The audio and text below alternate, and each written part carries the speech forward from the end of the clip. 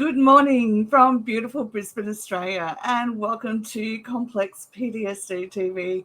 My name's Linda. I am your certified complex trauma recovery coach, and welcome to Toxic Shame. Now, for this episode, I want to be able to, as you can see, we've got a list here already, give you information about what toxic shame may present as in your life. And remember, it's not just one, it's a whole cluster of things that are happening. And two, I want to give you some more information about looking at it from the complex trauma perspective and where we can begin to take our one next step. If you're here for the first time, welcome, and thank you everybody that's been sharing and commenting. It's been great to touch base as I can. And I do apologise that the videos haven't been regular. I've just been really flat out with trying to get well from long COVID and also writing the certification and seeing clients. So this year has been a bit of a challenge to begin with, but I know that eventually it will all come together.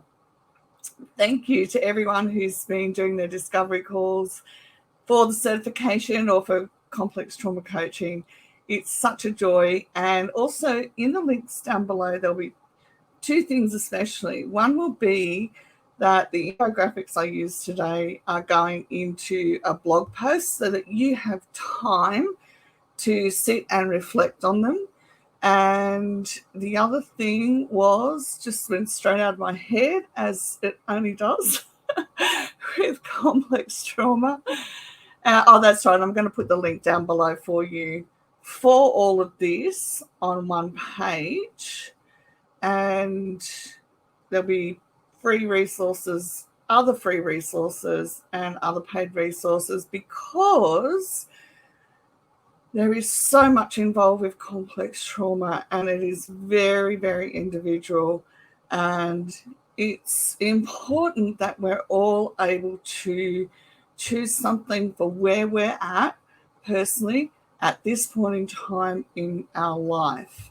So for me, I'm at the stage now where I'm in business and I've paid a lot of money to study and I love it. And I still do lots of free content because I also was at a stage in my life where I needed information. And that information can often be, in today's world, information can often be the one thing that begins to connect pieces together that helps us in our health. Anyhow, I didn't mean to go on like that. Remember to subscribe and like and share, and because honestly, with the DSM not recognising complex trauma yet again, we need to be the community of people who step up and share as much as we can with each other so that we all can get the help that we need. Okay, so I came across this list of toxic shame elements, and what I did was adapt it for complex trauma as well. So with complex trauma, there's always a difference. It's not the same. It's not exactly the same as when you don't have complex trauma. So the list for someone without complex trauma reads a bit different, is the bottom line. And it's important that for those of us who are professionals that follow, it is important that we begin to learn the difference between when someone is just experiencing a normal range of toxic shame and when somebody is experiencing the impact of toxic shame from complex trauma. So you may be feeling sensitive or feeling unappreciated and inadequate, have uncontrollable blushing, feeling used, rejected, others take advantage of you, feeling you can have no impact in your life, okay? Worrying what others think about you, experiencing you aren't treated with respect, wanting to have the last word, not sharing your thoughts or feelings because you are afraid to be embarrassed. So healthy shame allows us to make mistakes and be embarrassed and be able to, well, for me, I laugh at myself, okay?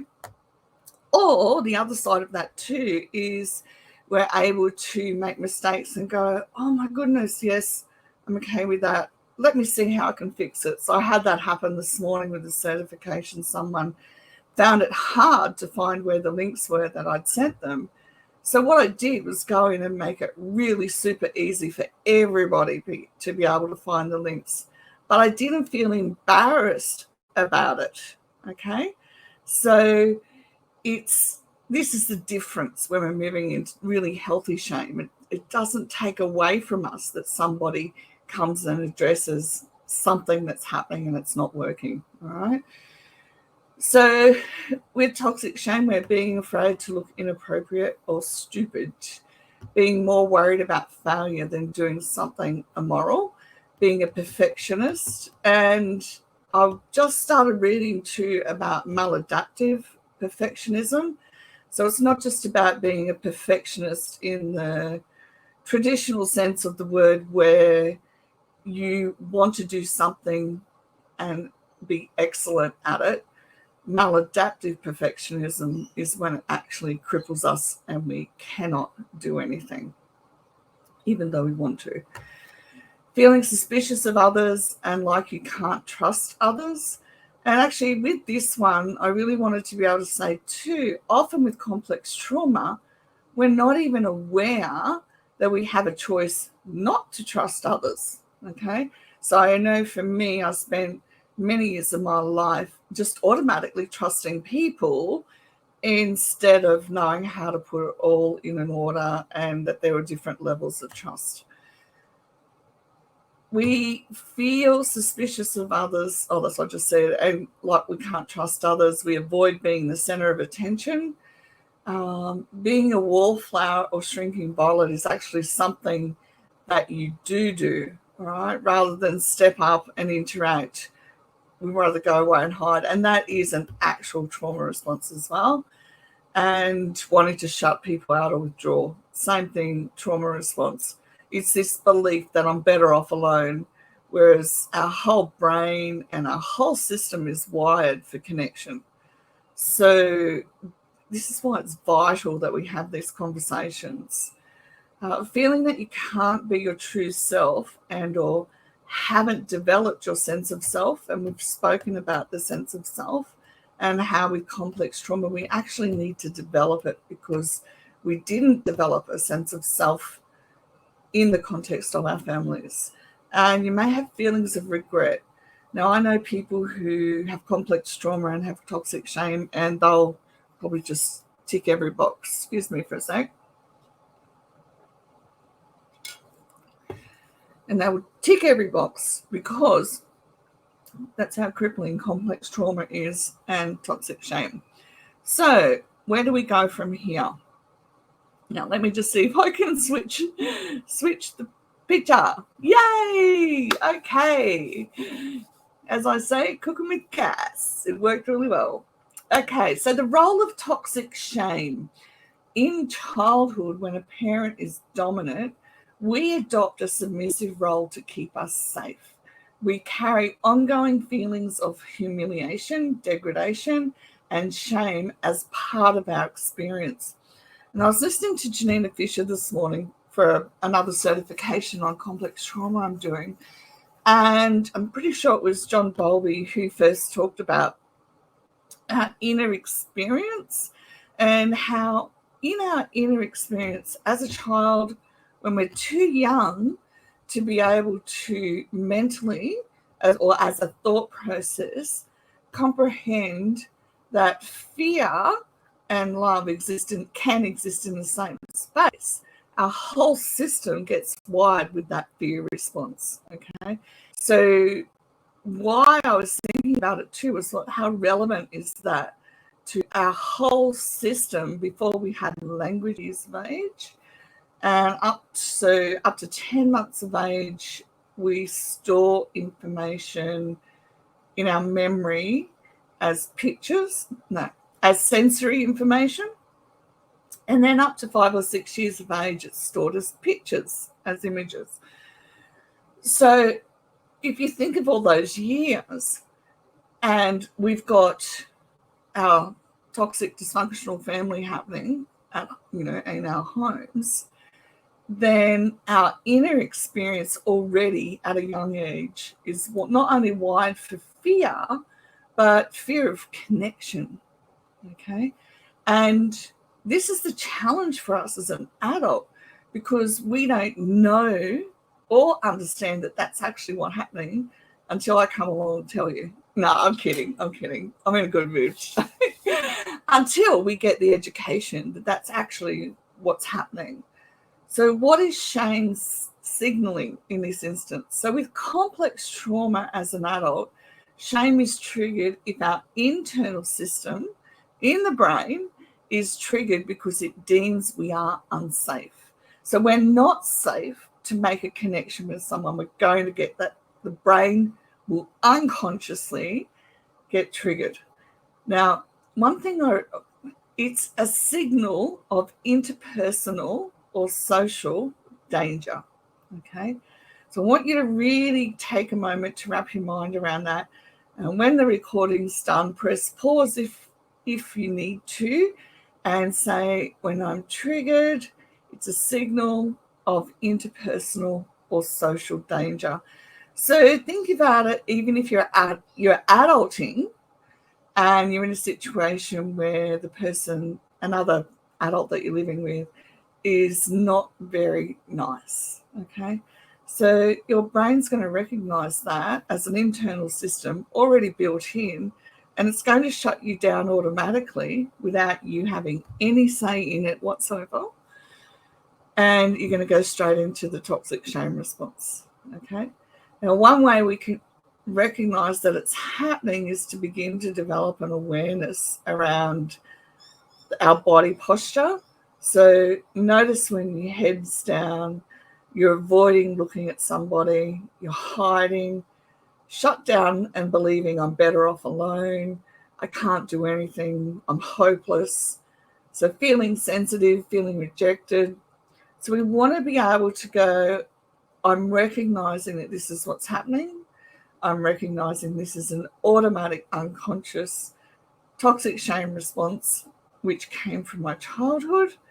And in recognizing that pattern, then I can begin to say, okay, as an adult, we could have slipped into the toxic shame from that sense that being shameless or non-submissive will provoke very serious attacks or rejection from the other adults around us.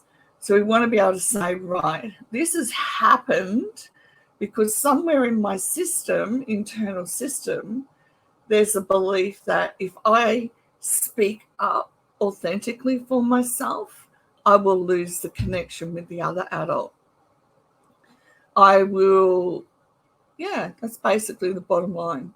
Am I having an automatic unconscious response and going into this shame spiral because my internal system is afraid I will lose connection with that adult? And by a bigger picture as well would be, I'm going to lose connection with all adults. And it can take a while to get a real sense around us, our internal self, that that's what's happening. And so one thing we can do immediately is begin to say, well, the truth is I have connections with other adults. And if you don't, you can join our Facebook peer support group because it's emotionally safe, and begin to take that one next step back into life, because that's where I started. When I couldn't talk and I had no language, and it took me ages to find, I'd go, oh, there's a word for that. And I'd have to go through the thesaurus online and find the word I wanted.